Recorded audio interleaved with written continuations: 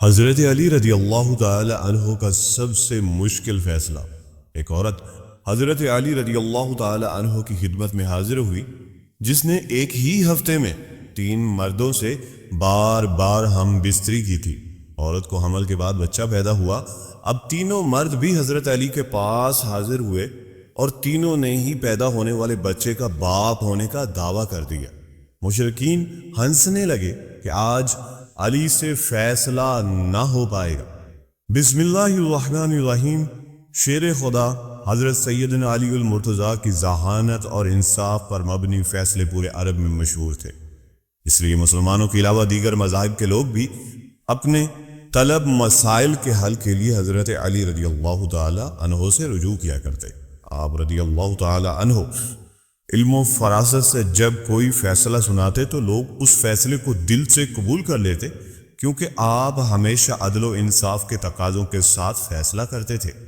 اس دور میں آپ نے علم ریاضی کے حوالے سے ایسے تاریخی فیصلے کیے کہ بڑے بڑے ریاضی دان ان فیصلوں پر حیرت کا اظہار کرتے۔ ایک مرتبہ 3 آدمیوں میں 17 اونٹوں کی تقسیم پر جھگڑا ہو گیا۔ وہ انصاف پر مبنی فیصلہ کروانے کے لیے حضرت علی رضی اللہ تعالی عنہ کی خدمت میں حاضر ہوئے اور اپنا مسئلہ بیان کرتے ہوئے کہا کہ ہمارے پاس 17 اونٹ ہیں، جس میں سے ایک کا حصہ کل اونٹوں کا آدھا ہے، جبکہ دوسرے کا حصہ تہائی اور تیسرے کا حصہ کل اونٹوں کا 9واں حصہ بنتا ہے۔ اگر اونٹوں کو ذبح کر کے تقسیم کیا گیا تو کوئی فائدہ نہیں ہوگا، اس لیے آپ کو یہ ایسی ترتیب بتا دیں کہ اونٹ ذبح کیے بغیر ہمارے درمیان تقسیم ہو جائے اور آپس کا جھگڑا ختم ہو جائے۔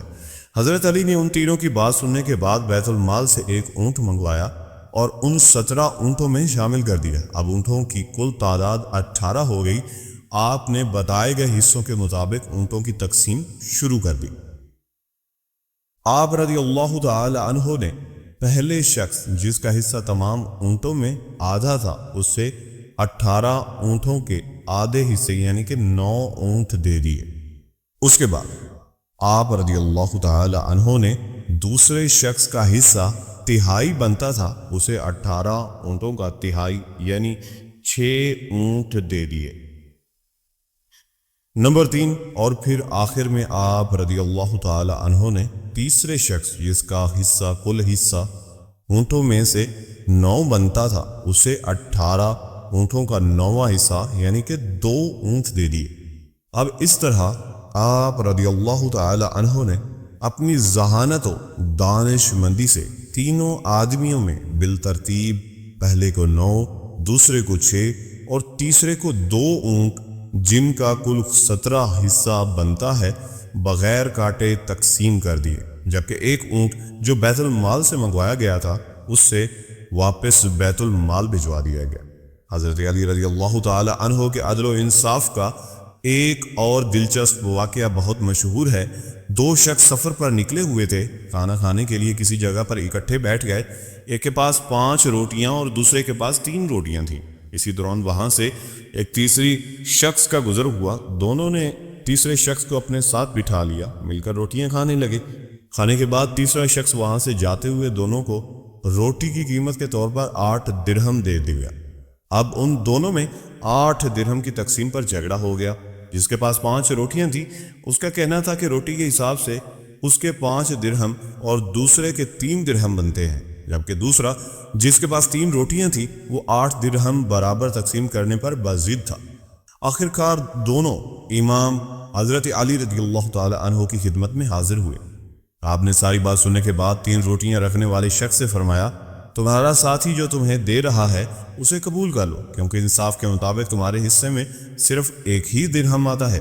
یہ سن کر وہ شخص حیران ہو گیا اور عرض کی، آپ رضی اللہ تعالی عنہ نے مجھے سمجھا دیں کہ کیسے ہے صرف 1 درہم بنتا ہے؟ آپ نے فرمایا کہ روٹیوں کی کل تعداد 8 تھی اور کھانے والے تم 3 آدمی تھے۔ اگر 1 روٹی کے ٹکڑے کیے جائیں تو 8 روٹیوں کے کل 24 ٹکڑے بنتے ہیں۔ جو تینوں میں تقسیم کریں تو ایک حصے میں 8 روٹیوں کے ٹکڑے آتے ہیں۔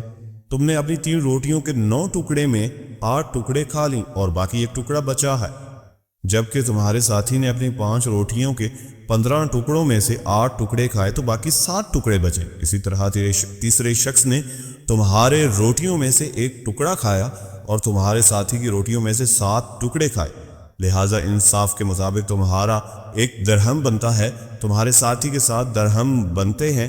اس منصفانہ تقسیم پر دونوں متفق ہو گئے۔ 5 روٹیوں والوں نے 7 درہم اور 3 روٹیوں والے نے 1 درہم لیا۔ آپ کے بارے میں عام روایت یہ ہے کہ آپ نے 13 سال کی عمر میں اسلام قبول کیا۔ حضرت علی کی امتیازی صفات اور خدمات کی بنا پر رسول کریم صلی اللہ علیہ وآلہ وسلم ان کی بہت عزت کرتے تھے اور انہیں قول و فعل سے ان کی خوبیوں کو بظاہر کرتے تھے۔ ناظرین، حضرت علی کی شہادت کیسے ہوئی اور ان کا قاتل کون تھا؟ ایک مسلمان جو کلمہ پڑھتا تھا لیکن اس کے دل میں چوتھے خلیفہ کے لیے بغض بھرا ہوا تھا۔ حضرت علی 19 رمضان المبارک 40 ہجری کو مسجد کوفہ میں تشریف لائے تو عبد الرحمن بن ملجم مسجد میں سو رہا تھا، الٹا لیٹا ہوا، نیچے تلوار چھپائے ہوئے، تلوار بھی زہر آلودہ تھی۔ حضرت علی رضی اللہ تعالی عنہ نے کہا، اے ابن ملجم، اٹھ جا، نماز کا وقت نکلا جا رہا ہے، نماز ادا کر۔ وہ ملعون اٹھا۔ حضرت علی رضی اللہ تعالی عنہ نے آخری سجدہ ادا کیا، یکا یکا ابن ملجم آگے بڑھا اور ایسا وار کیا کہ سر مبارک پر زہر بوجھے ہوئے خنجر فوراً اثر دکھا دیا۔ روزے میں روزہ دار کو ایسا زخم لگا کہ اٹھ نہ سکا۔ مسجد کوفہ میں شور برپا ہو گیا، قیامت کا منظر تھا۔ تمام چاہنے والے فریاد کرنے لگے۔ حضرت حسن و حسین مسجد میں تشریف لائے، اپنے بابا کی ریش مبارک خون سے تر دیکھی اور گریہ کرنے لگے۔ اصحاب حضرت علی رضی اللہ تعالی عنہ کو کاندھوں پر ڈال کر گھر لے گئے۔ گھر میں کوہرام برپا ہو گیا، بیٹیاں تڑپ گئیں باپ کی حالت دیکھ کر۔ حکیم نے علاج شروع کیا، زہر اپنا کام کر چکا تھا۔ 2 روز تک حضرت علی بیماری پر انتہائی کرب اور تکلیف کے ساتھ رہے۔ آخرکار زہر کا اثر جسم میں پھیل گیا اور آپ شہادت نوش فرما گئے۔ امیر المومنین حضرت علی کی زندگی کا آخری سال تھا کہ ایک دن آپ رضی اللہ تعالی عنہ نماز کرنے کے بعد ممبر پر بیٹھ گئے۔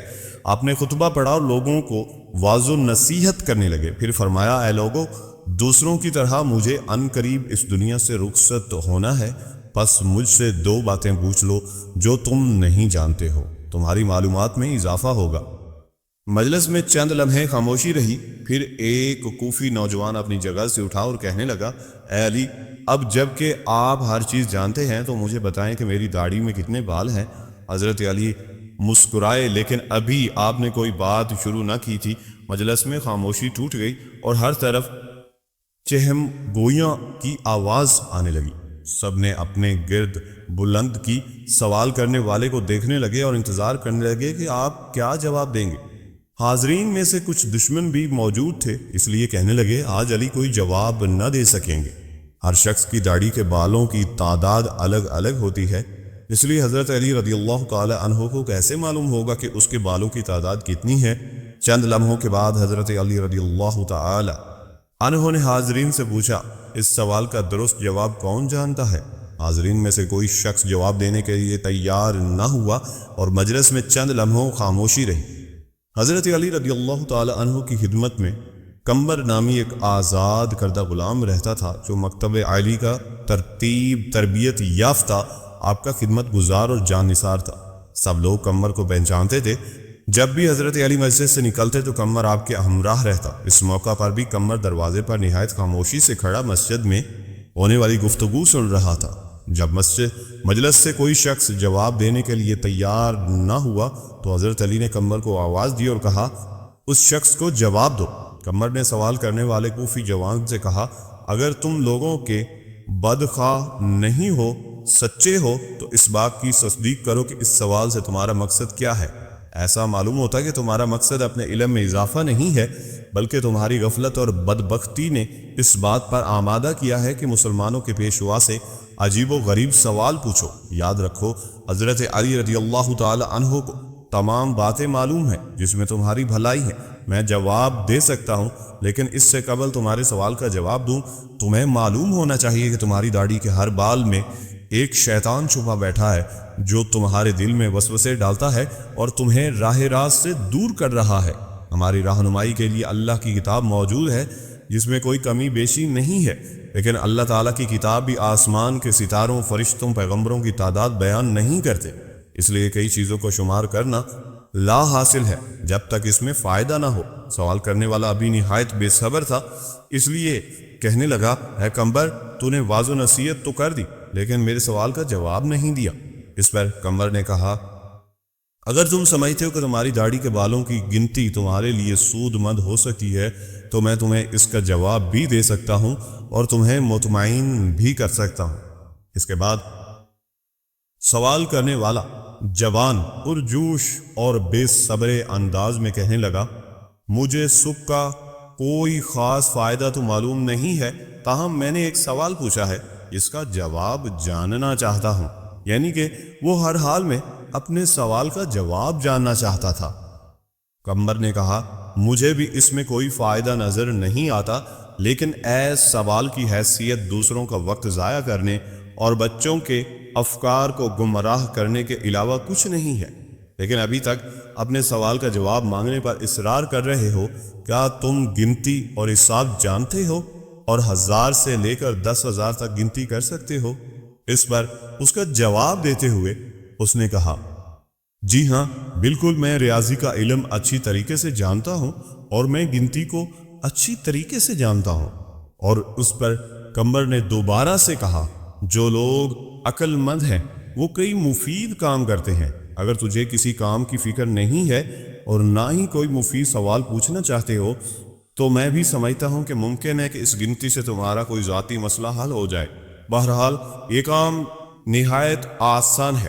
تمہاری داڑھی کافی لمبی ہے، اس سے کینچی سے کاٹ دو اور اپنے سامنے رکھو، بیٹھ کر نہایت آرام سے گنتی کر لو۔ لوگ اس میں کتنے بال ہیں؟ اگر اب بھی راضی نہیں ہو تو مجھے بتاؤ۔ مسجد میں بیٹھے ہوئے لوگ بہت خوش ہوئے، کئی چہروں پر مسکراہٹ چھا گئی، گنگناہٹ شروع ہو گئی۔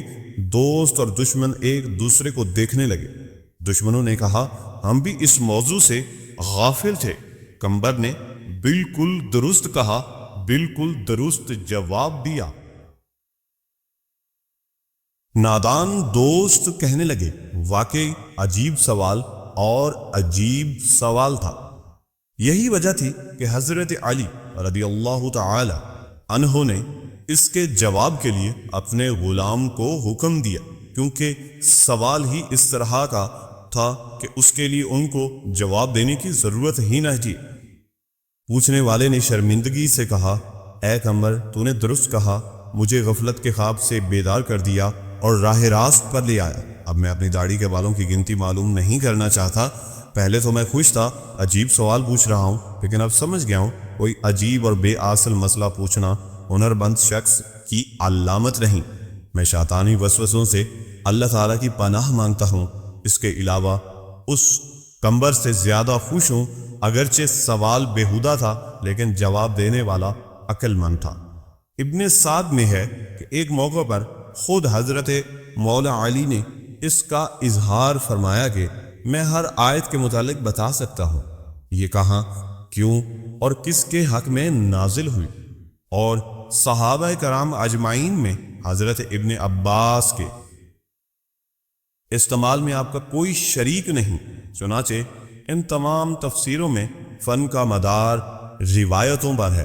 مثلا ابن جزیر، طبری، ابن حاتم، ابن کثیر وغیرہ میں بکثرت آپ کی روایات میں آیات میں مقبول ہیں۔ ابن سعد میں ہے کہ آپ نے حضور صلی اللہ علیہ وآلہ وسلم کے وفات کے 6 مہینے تک گوشہ نشینی اختیار کی۔ اس میں آپ نے قرآن مجید کی تمام صورتوں کو نزول کی ترتیب سے مرتب کیا۔ ابن ندیم نے کتاب الفہرست میں صورتوں کی اس ترتیب کو نقل کیا ہے۔ حضرت علی رضی اللہ تعالی عنہ نے بچپن سے لے کر وفات نبوی تک 30 سال حضور کی خدمات رفاقت میں بسر کی، اس لیے آپ اسلام کے احکام و فرائض اور ارشادات نبوی کے بہت بڑے عالم تھے۔ پھر تمام صحابہ میں وفات نبوی کے بعد سب سے زیادہ آپ نے عمر بھائی حضرت محمد صلی اللہ علیہ وآلہ وسلم کے تقریباً 30 برس تک ارشادات کے مستند حوالہ جات آپ کے پاس محفوظ رہے۔ یمن میں بھی 2 عجیب و غریب مقدمات کا فیصلہ کیا۔ یمن میں نیا مسلمان ہوا تھا، پرانی باتیں بھی ابھی تازہ تھی۔ ایک واقعہ، ایک عورت نامولود بچے کو لے کر ہمراہ 3 مردوں کے حضرت علی رضی اللہ تعالی عنہ کی بارگاہ میں پیش ہوئی۔ ان تینوں مردوں کا یہ دعویٰ تھا کہ عورت کے ہاتھ میں جو بچہ ہے وہ میرا ہے۔ حضرت علی نے اس عورت سے فرمایا کیا تم بتا سکتی ہو کہ یہ بچہ کس کا ہے؟